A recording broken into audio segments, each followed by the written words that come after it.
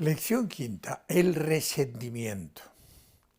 Existen desórdenes en el campo afectivo difíciles de comprender.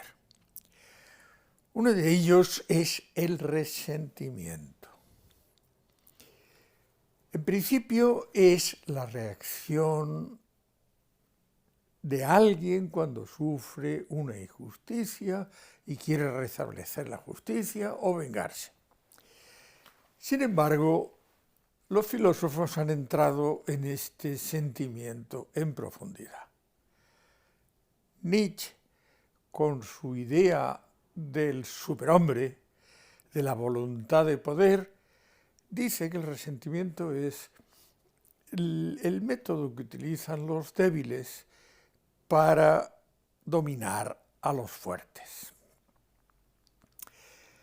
Entonces, a través de la compasión. Entonces la solución, lo que él propone, es la crueldad, que los fuertes actúen con crueldad.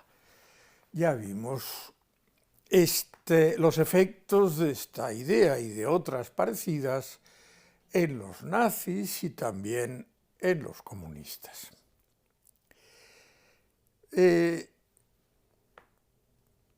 Max Scheler reacciona ante este planteamiento pensándolo en profundidad.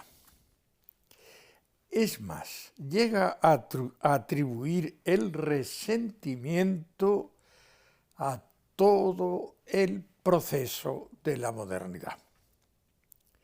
Como había dicho ya George Steiner, el famoso historiador del arte, que ve la modernidad como un intento de decir que el hombre no es culpable de nada y siempre es inocente. Por ejemplo, Spinoza dirá: el arrepentimiento no es una virtud, no nace de la razón. El que se arrepiente de lo que ha hecho es 2 veces miserable e impotente. Así que se puede justificar cualquier barbarie con el escudo de la razón. O cuando Hegel dice que la libertad es la ignorancia de la necesidad, entonces no somos responsables de nada. Pero en fin, no entremos ahora en la libertad. Max Scheler conoce los fondos oscuros del corazón humano y describe el resentimiento como una intoxicación psíquica con causas bien definidas. Surge al reprimir sistemáticamente la descarga de ciertas emociones, afectos, los cuales son en sí normales y pertenecen al fondo de la naturaleza, como son la venganza, el odio, la maldad, la envidia, la ojeriza y la perfidia. Es una venganza, pero sin un contraataque directo, como refrenando los sentimientos debido a la constatación de un sentimiento de impotencia. En este estadio sentimental se dan una serie de grados, desde el rencor hasta la envidia, la ojeriza y la perfidia, antes de llegar al resentimiento propiamente dicho. Bien sabido es que estos sentimientos desaparecen con el perdón verdadero o luchando por la meta a la cual se envidia.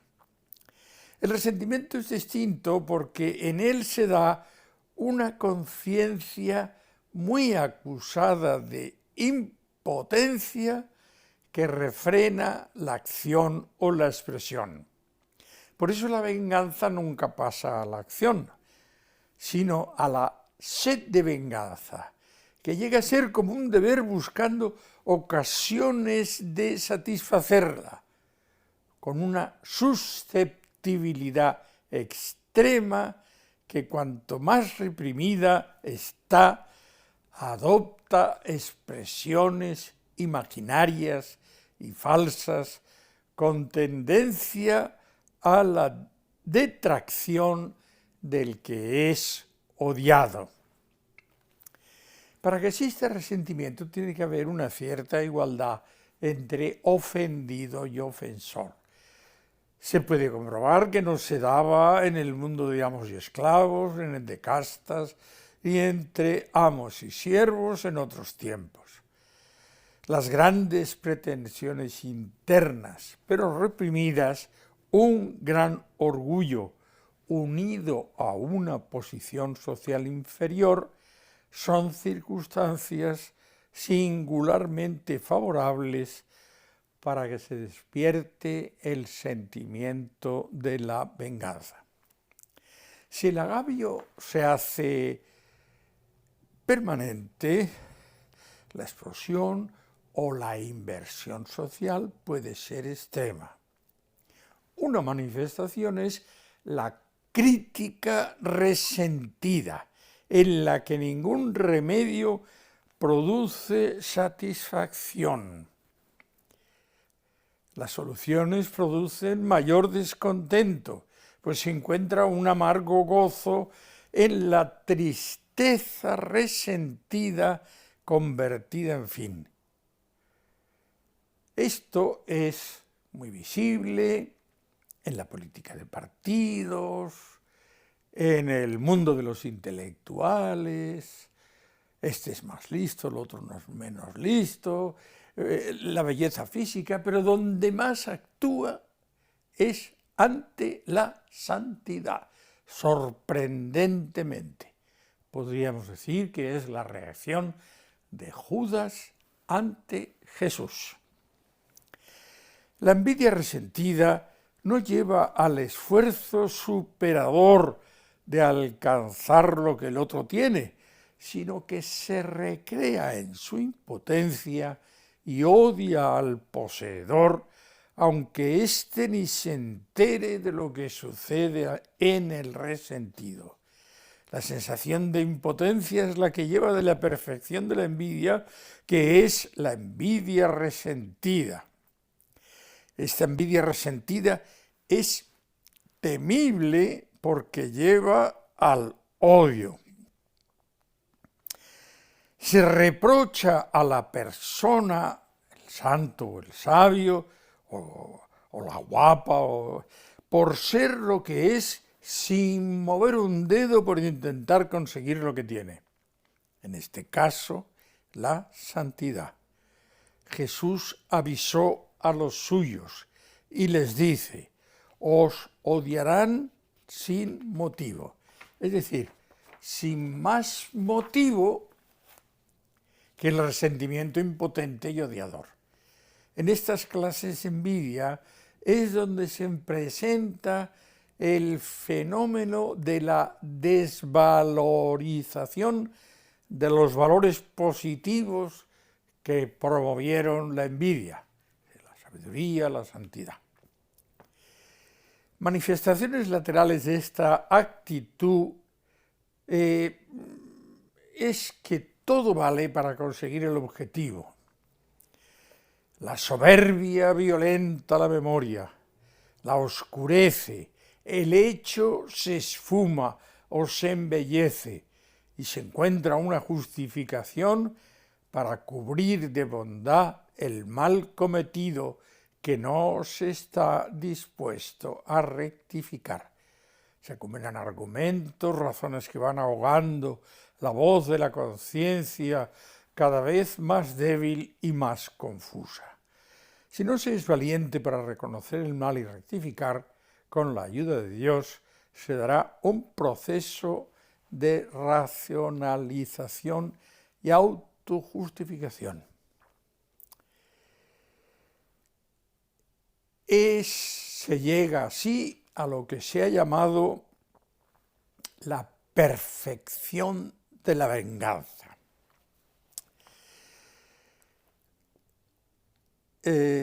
Convencerse de que los buenos son malos y los malos buenos, con un convencimiento casi inconsciente. Por tanto, proclamarse o proclamar una moral nueva, una nueva liberación. Lo que hago no solo no es pecado, sino que es bueno. Los malos son los que viven moralmente.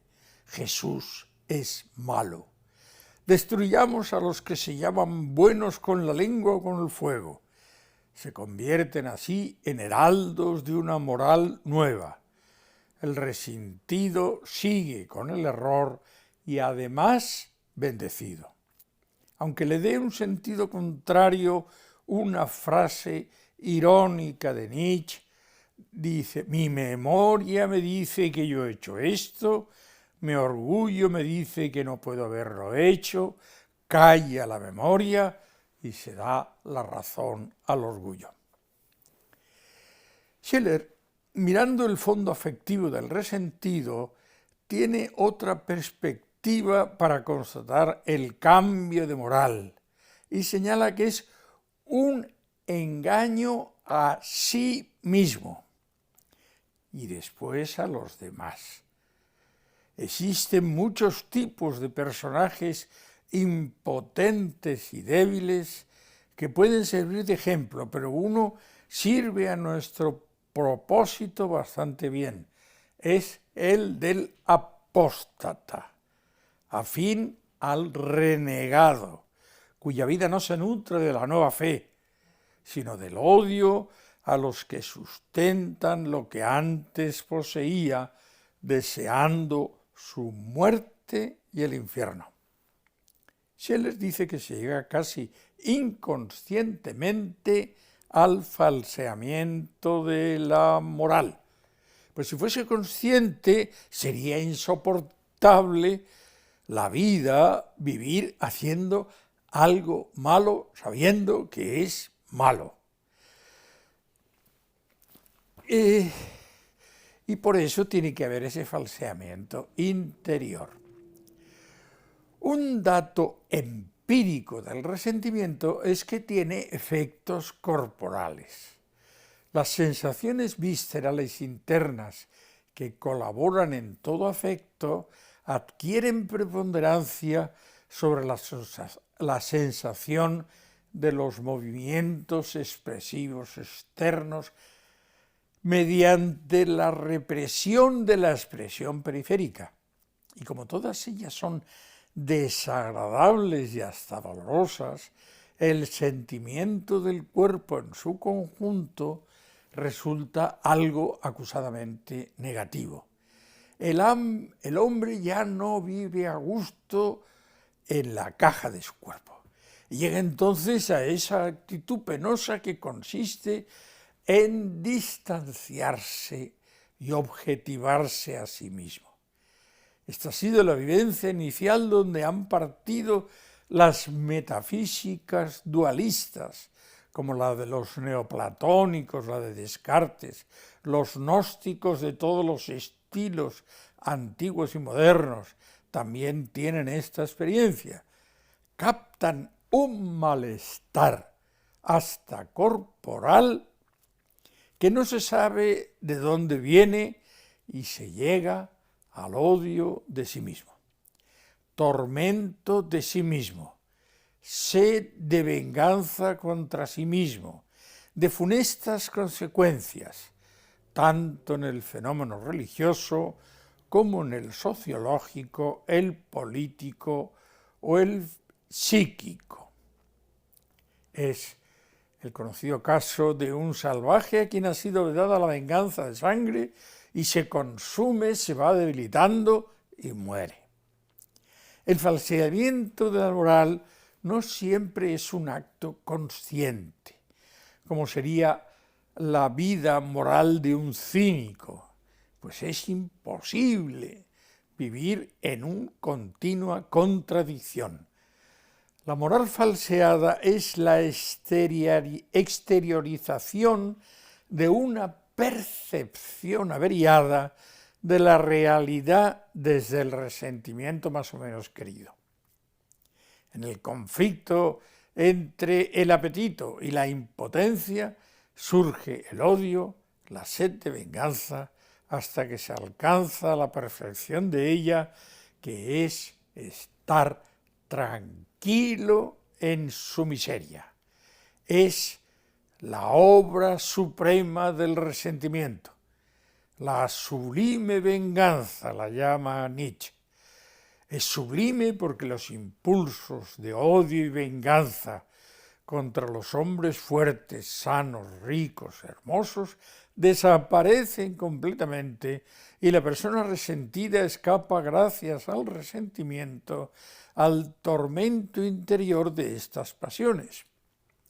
Tras la inversión del sentimiento y la división del juicio, ya no son esos hombres fuertes ya no son dignos de envidia, dignos de odios, dignos de venganza, sino al contrario, son dignos de lástima, dignos de compasión, pues participan de esos males.